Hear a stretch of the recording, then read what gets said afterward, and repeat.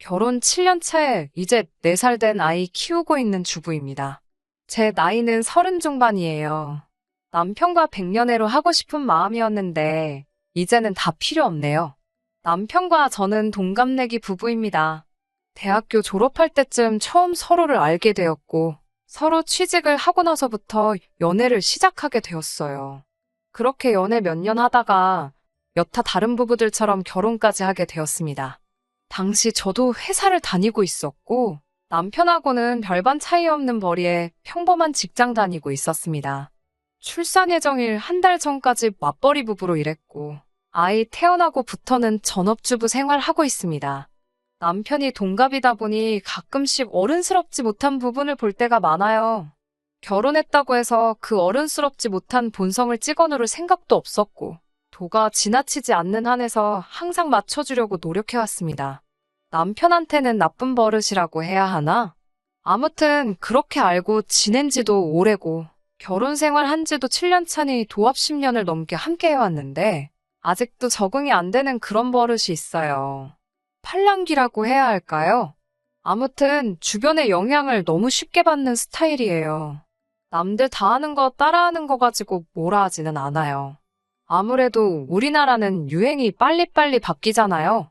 한때는 등산이 유행했다가 또 자전거 타는 게 유행했다가 그리고 한때는 또 캠핑이 유행하기도 하고 남들 다 하는데 저희라고 안 할 수 있나요? 매일 저도 집에서 애만 보고 남편도 회사 나가서 일만 할 수 없으니까 어느 정도의 취미 생활은 삶의 활력이 된다는 것도 알고 있습니다. 하지만 남편은 그 정도가 너무 심해요. 일단 남들 다 하는 거는 기본적으로 해야 하는데 그 관심이 그렇게 오래 가지 않아요. 베란다 구석에 박아둔 캠핑용 장비라든지 텐트며 자전거 그 유행하는 취미 생활을 위해 구입은 하지만 실제로 쓰는 건 한두 번밖에 안 된다는 거예요. 저희 말고도 그런 집이 많은 건 알고 있습니다. 그래도 이제 더 이상 저렇게 쑤셔박아만 두고 건드릴 생각이 없으면 중고장터에라도 팔아보라고 하지만 그때마다 꼭 언젠가 쓰겠다, 언젠가 가겠다고 말만 해놓고는 손도 대지 않아 먼지만 수북합니다. 그래도 저런 것들은 참 양반이지요. 캠핑이라든지 기타 여러 가지 여가를 가족과 함께 보낼 수 있는데 쓰는 돈들은 저도 아깝다는 생각 한 적 없습니다. 정말로 여러 장비 다 사놓고 단 한 번만 쓰고 두 번 다시 안 하게 된다고 하더라도 가족들과 즐거운 시간을 보내기 위해 지출한 돈이기 때문에 그런 거 가지고는 저도 아무 말을 하지 않았어요. 그런데 진짜 저를 미치게 만드는 건 가끔씩 그렇게 말도 안 되는 거에 꽂혀서 어깃장을 부릴 때가 종종 있다는 겁니다. 근데 그게 예전부터 관심이 있던 거고 그랬다면 저도 허락을 해주고 지원을 해주겠지만 어디서 뭐 하나를 보고 나서 아주 눈이 뒤집혀서 자기도 해야겠다 우겨댈 때가 있는데 그럴 때마다 진짜 달래는데 아주 애를 먹습니다. 남편은 결혼 전에도 그렇게 유행하는 거에 눈이 돌아가서 속 썩인 적이 있어요. 결혼 이야기가 오고 가면서 신혼집을 구하기 위해 양가에서 돈을 비슷하게 지원받았어요. 남편이나 저나 외동이기 때문에 다행스럽게도 양가에서 받은 지원만으로도 신혼집을 구할 수 있었습니다. 그러다 보니 저희가 모아놓은 돈을 가지고 혼수나 기타 결혼식 비용으로 사용하더라도 대부분의 돈이 고스란히 남는 편이었어요. 그래서 차라리 대출을 끼더라도 우리 돈까지 합해서 조금 더 투자 가치가 있는 지역에다가 신혼집을 구하면 어떻겠냐고 했죠. 그런데 남편이 심각한 표정으로 저한테 건의를 하더라고요. 신혼집은 그냥 적당한 곳 구해서 살자고, 그리고 회사 사직서 내고 우리 여태 모아놓은 돈으로 6개월 정도 배낭여행을 다녀오자고요. 그때쯤 배낭여행이 유행이었거든요. 당시 남편이 여행 관련 서적도 많이 읽고 어디를 가보고 싶다고 하는 등 관심을 갖고 있다는 것쯤은 알고 있었지만 그건 그냥 막연하게 언젠가 그 나라에 가보고 싶다, 나중에 꼭 가보자 하는 정도였지. 당장 멀쩡히 다니고 있는 회사까지 그만두고 배낭여행을 가자니 어이가 없었어요. 그게 뭔 말도 안 되는 소리냐.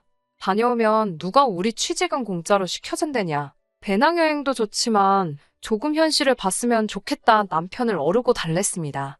말한다고 바로 들어먹는 사람도 아니고 배낭여행 가자는 소리 더 이상 안 나오게 될 때까지 한 달 가까운 시간이 걸렸어요. 배낭여행을 다녀온 그 자체만으로도 기업에서는 우리를 다르게 볼 거다. 다녀오면 더 좋은 직장 취직은 따놓은 거나 마찬가지다 하면서 오히려 저를 설득시키려고 하더라고요.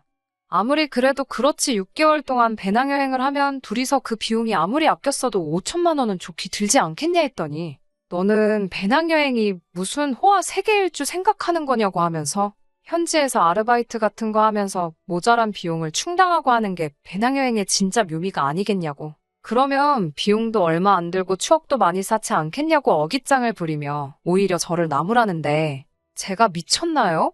말도 안 통하는 나라에 가서 아르바이트까지 해가며 배낭여행을 하게요? 저는 당연히 거절했고 그 뒤로도 계속 배낭여행의 배짜도 꺼내지 못하게 만들 때까지 엄청 오랜 시간이 걸렸습니다. 아무튼 저는 안 간다고 했는데 남편이 그때 파혼 이야기까지도 꺼냈어요. 너랑 나랑은 가는 길이 다른 것 같다나요. 이게 다 뼈가 되고 살이 되는 경험이라고 견문을 넓히고자 함인데 왜 이해를 못 해주느냐 하면서 말입니다. 오죽하면 시어머니한테 연락해서 남편 좀 말려달라고 울면서 부탁할 정도였어요. 정말 그때는 이 사람 아니면 결혼을 못한다고 생각한 건지 차라리 그때 파혼을 했으면 이제 와서 이런 일이 있지도 않았을 거라는 생각까지 드네요. 사놓고 손 한 번 안 대는 캠핑 장비 같은 여가용품은 정말 양반입니다. 돈만 날리고 거들떠도 안 보는 거 보면 속이 상하긴 하지만 이유야 어쨌든 간에 의도 자체는 가족들과 더 좋은 시간을 보내기 위해 혹은 건강을 위해 투자하는 거라 생각하면 그렇게 화가 나지는 않았거든요. 그런데 신혼 초 때 일인데 진짜 말도 안 되는 걸로 제 속을 뒤집어 놓은 적도 있습니다. 어느 날엔가 남편이 아침에 깨워놨더니 출근 준비도 하지 않고 침대에서 다시 자고 있더라고요. 출근 안 할 거냐고 등 떠밀며 깨웠더니 휴가를 냈다고 하는 거예요. 저는 휴가를 냈다고 하길래 월차라도 쓴 건 줄 알고 뭐 어디 몸이 안 좋냐 걱정을 했죠. 그랬더니 월차를 낸 게 아니고 자기 정기휴가를 써버렸다고 하네요. 하루도 남기지 않고 싹 다 써버린 거죠. 여름에 같이 여행 가기로 한 건 어쩌고 제정신이냐고. 빨리 회사 출근해서 휴가 낸 거 취소하라고 아주 난리버거지를 쳤어요. 남편은 그것보다 더 중요한 일이 있어서 그런 거니 이해 좀 해달라고 하더라고요. 마침 제가 출근해야 할 시간이 다 돼서 이야기 마무리 짓지 못하고 출근을 하게 되었습니다. 출근하고도 자꾸 신경이 쓰이고 내일은 회사에 가서 휴가 취소하고 오라고 아무리 연락을 해도 받지를 않았어요. 퇴근하고 집에 들어오니까 맙소사. 아직 결혼 안 한 지 친구들 불러다가 집을 아주 난장판에 만들어놨더군요. 신혼집 리모델링 할 때 꽤 큰 돈 들여서 만든 붙박이장을 뜯어내고 옷방으로 쓰던 방을 개조해서 뭐 집안에다가 무슨 바를 만든 데나 어쩐 데나 하면서 지들끼리 아주 신이 나서 두드려 받고 난리가 났어요. 제정신이냐고 옷방으로 들어갔는데 이미 자기들끼리 필요한 거 다 만들어 놓고 냉장고도 어디서 구했는지 가져다 놓고는 이제 주말마다 술은 우리 집에 와서 마셔야겠다고 낄낄대고 있더라고요. 방 안에 보니까 주류백화점 쇼핑백이 보여서 열어보니 양주를 종류별로 한 20병 정도를 사왔더라고요. 이게 다 뭐냐고 하니까 칵테일을 만들려면 술이 여러 종류가 필요해서 산 거라고 하더라고요. 제가 참다가 양주 산다고 100만 원을 넘게 쓴 영수증을 보니까 더 이상 참을 수가 없어서 소리 빽 지르고 남편 친구들부터 다 집에서 내쫓아버렸어요. 실실대면서 있던 남편 친구들도 제가 소리 지르는 거 보니 이내에 겁을 먹고 눈치를 보면서 슬슬 밖으로 나가더라고요. 남편한테는 하루라도 빨리 가서 이 술들 환불해오는 게 신상에 좋을 거라고 내일 퇴근하고 돌아왔는데 이 술들이 아직 집에 있으면 보는 앞에서 술병 하나하나씩 다 깨부숴버릴 거라고 했어요. 남편은 자기가 해놓은 꼴을 보고도 적반하장으로 왜 내가 내 돈 벌어서 취미생활을 하려고 하는데 방해를 하느냐 따지기 시작했습니다. 내가 언제 취미생활을 못하게 했느냐고. 그런데 이건 해도 너무한 거 아니냐 한마디 했어요. 그리고 맨날 소주만 마시던 양반이 언제부터 양주에 취미가 붙었냐고 하니 이제는 자기도 어른이니까 맨날 소주만 마실 수 없지 않느냐면서 이것 좀 보라고 말하며 인터넷으로 뭘 하나 보여주더라고요. 동영상은 여자인 제가 딱 보기에도 남자가 눈 돌아갈 만한 취미 생활들을 전문적으로 다루는 동영상 채널이더라고요. 어두컴컴한 방 안에 포인트 조명을 넣어서 정말 멋들어지게 영화에나 나올 법한 바를 하나 만들어 놓고 양주를 한 잔씩 종류별로 리뷰해주거나 칵테일을 종류별로 어떻게 만드는지 상세하게 나와 있는 채널이었어요. 그 채널이 잘못한 게 아니죠. 또 어쩌다 저런 거 몇 개 보고서는 눈이 획 돌아가서 자기도 저걸 집에다가 똑같이 만들겠다고 내게 상의도 없이 휴가까지 내고 집안 살림까지 때려부숴가며 저 몰래 이렇게 하는 남편이 문제였어요. 그리고 언제부터 양주 마시는 게 자기 취미였다고 팔자에도 없는 취미 생활을 또 시작한 거죠. 아무튼 안 된다고. 이런 거 할 거면 결혼을 하지 말았어야지. 왜 부부가 같이 사는 집에다가 술집을 차리려고 하냐 했더니 입이 대빨 나와가지고는 제가 주말에 브런치 먹자고 와플 기계랑 커피 머신 산 거랑 뭐가 다르냐며 따지고 들더라고요. 똑같은 건 또 뭐냐고. 제발 좀 제정신 차리라고. 와플이나 커피는 우리가 우리 결혼 생활을 위해 사용하는 물건인데 집에 친구들 불러서 놀 생각에 집에다가 바를 만드는 거하고 어떻게 똑같을 수가 있냐고 따지니 저도 같이 양주를 마시면 공동을 위한 지출인 거나 마찬가지 아니냐고 하길래 너는 내가 술을 언제 마셨다고 양주 마시는 게 공동의 취미가 될 수 있겠냐고 하니 거품을 물며 기세등등하던 모습은 온데간데 없고 찍소리도 못하더군요. 아무튼 좋은 말로 할 때 친구들 다시 불러서 붙박이장도 다시 설치해놓고 집 난장판 만들어 놓은 거 다 치워놓고 이 값비싼 양주들도 다 환불해오라고 했습니다. 결국 남편은 휴가 다 써버린 걸 취소도 못해서 그렇게 그해 여름에는 어디 여행도 가지를 못했어요. 그나마 다행이라고 생각했던 건 그때 그렇게 한번 크게 내지른 덕분인지 그 뒤에는 저런 허튼 짓은 따로 안 하고 조용히 있더라고요. 양주는 환불했는데 한 병은 꼭 자기가 마셔보고 싶었던 술이라면서 끝까지 환불을 안 했어요. 그러고선 한 잔 마시고 취향이 안 맞았는지 아직도 저희 집 장식장 구석에서 한 잔 먹은 그대로 모셔두고 있습니다. 입에도 맞지 않는 양주 가지고 집에 바를 만드네 어쩌네 해놓고서는 술은 역시 소주라면서 그 뒤로 양주를 입에도 댄 적이 없어요. 물론 그러는 와중에 건강을 위해 자전거를 타겠다 하면서 자전거며 장비들 사는데 큰돈 들이고 그런 일은 있었지만 말 그대로 자전거 타는 게 건강을 위해라면 나쁘지 않겠다 싶어서 허락해줬어요. 정확하게 저를 이해시킬 수 있는 부분에 대해서는 저도 크게 반대하지 않고 저희 가계부가 허락하는 한에서는 남편도 건강한 취미생활 즐길 수 있게 저도 물심양면 지원해줬습니다.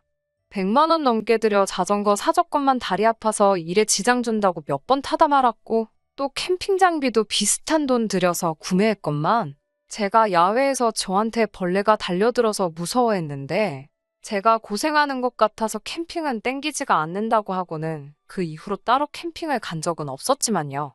남들 다 하는데 돈 아깝다고 못하고 하는 게 무조건 좋은 것만도 아니라고 생각하고 제 스스로 현모양처라고 자부하기는 그렇지만 그래도 최대한 일에서 받는 스트레스를 풀 수 있는 여건을 만들어주기 위해 노력 많이 했다고 생각합니다.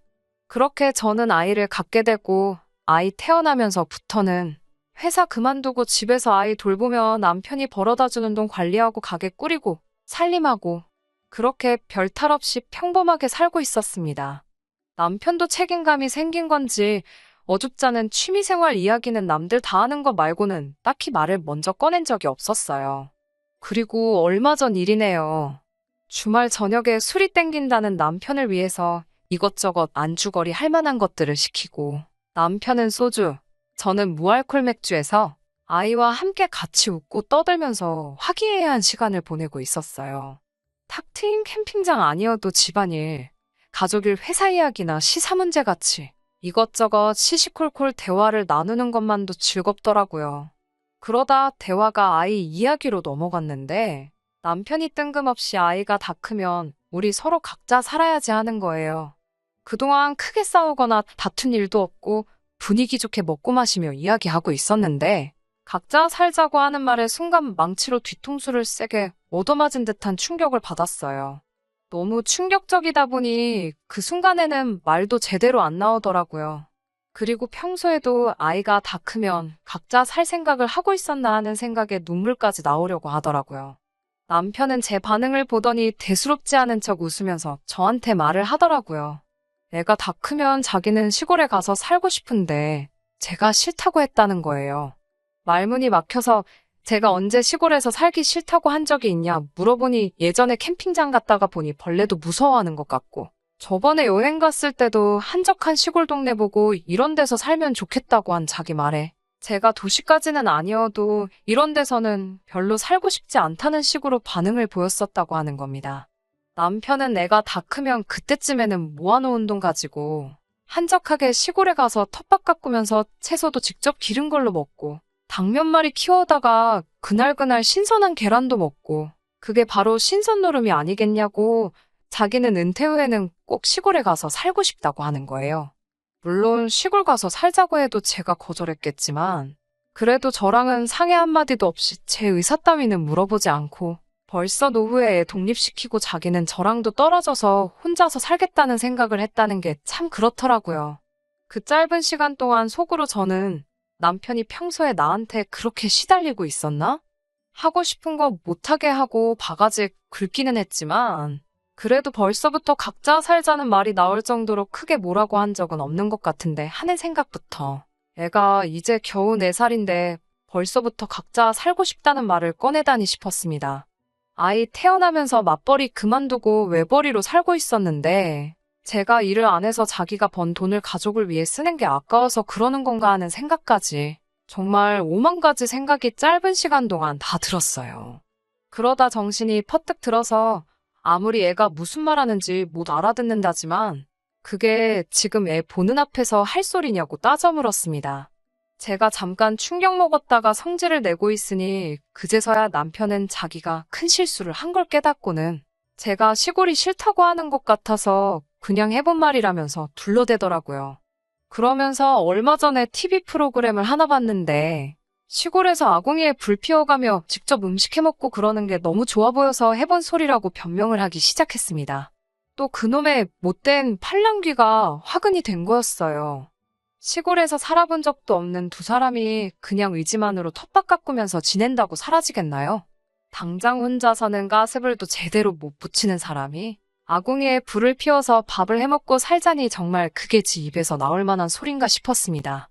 그러면서도 평생 우리 아들과 마누라 위해서 돈 갖다 바치면서 분골셋인 열심히 살겠다고? 제 가까이로 달라붙어서는 장난식으로 아양을 다 떨더라고요.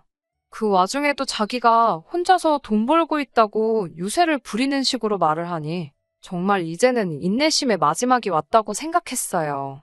그런데 또 사과한다고 옆에 와서 하는 말이 어차피 나중 가서 다 늙으면 내가 이렇게 말 안 해도 각자 살고 싶어질 거라고. 그게 무슨 엄청 재미있는 농담인 것 마냥 너스레를 떨면서 말하는데 아주 꼴보기가 싫더라고요.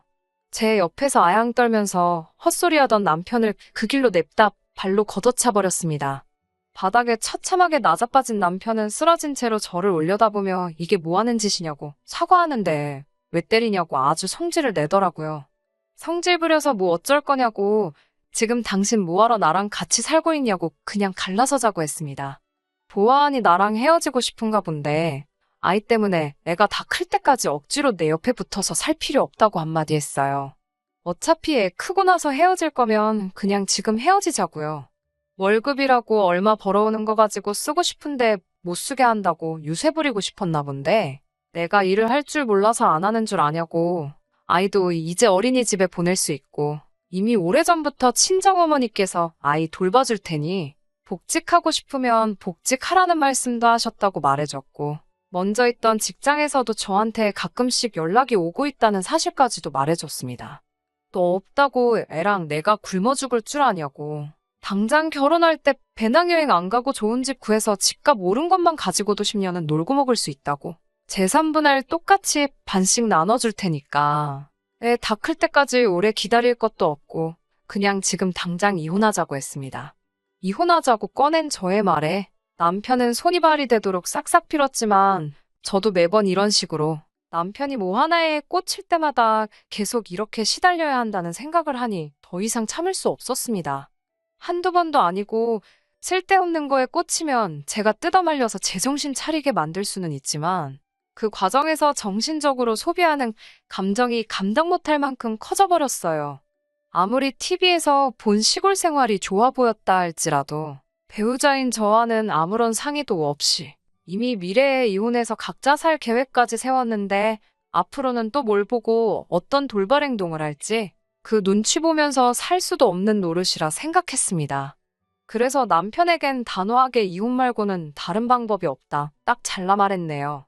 부랴부랴 며칠 뒤에 시어머니도 제게 연락해서 애가 아직 철이 덜 들어서 그런 거니 용서해달라고 하셨지만 철이 덜 들었다고 하기에 결코 저희 나이가 어린 나이도 아니지 않느냐. 언제까지 이런 식으로 저 혼자 스트레스 받아가며 살아야 할 이유가 또 있느냐 말씀드렸어요. 아무리 남편이 한 말이 농담이었다고 하더라도 언중유골이라고 자기 혼자 돈 버는데 쓰고 싶은데 못 쓰게 한다고? 이혼까지 생각하고 있는 그 본심이 자기도 모르게 묻어나온 거 아니겠냐고. 지금은 애 때문에 같이 살아주는 거라고 하는 것과 뭐가 다를 게 있냐고 말씀드렸어요. 시어머니도 제 말에 틀린 말 하나 없는 거 아시는지 아무 말도 못 하셨지만 그래도 자기 아들 걱정에 이혼하라는 말만큼은 못 하시더라고요. 그래도 저는 이미 마음을 굳힌 상태라 시어머니 설득에도 그냥 이혼 진행했습니다. 반반 결혼하기는 했지만 지금 집은 남편 말대로 배낭여행 다녀왔으면 사지도 못할 집이었으니 법원에서 청구하는 만큼만 남편 몫으로 해주기로 하고 제가 갖기로 했어요. 이혼 과정에서 친정어머니께서 상주하시며 아이를 돌봐주셨고 저는 다시 취직을 할 수 있었고요. 다행스럽게도 양육권 또한 제가 가져올 수 있었습니다. 남편은 아이가 다 클 때까지 양육비를 지급해 주어야 했고요. 남편도 분명 행복할 거예요. 이제 자기가 하고 싶은 쓸데없는 거 전부 다 해도 하지 말라는 사람도 없고 잔소리하는 사람도 없을 테니까요. 아니면 일찍부터 평생의 소원인 귀농을 준비해도 되겠네요. 무슨 일이 되었든 항상 도가 지나치지 않고 적당히 하는 게 중요한 게 아닐까 하는 생각이에요. 제가 다른 사람을 또 만날 거라는 기대는 없지만 적어도 다음에 누군가를 만난다면 적당한 선을 지킬 줄 아는지부터 봐야 할 것 같아요. 끝까지 들어주셔서 감사합니다. 오늘의 사연은 여기까지입니다. 구독과 좋아요, 알람 설정 부탁드리고 더 좋은 사연으로 다시 찾아뵙겠습니다. 감사합니다.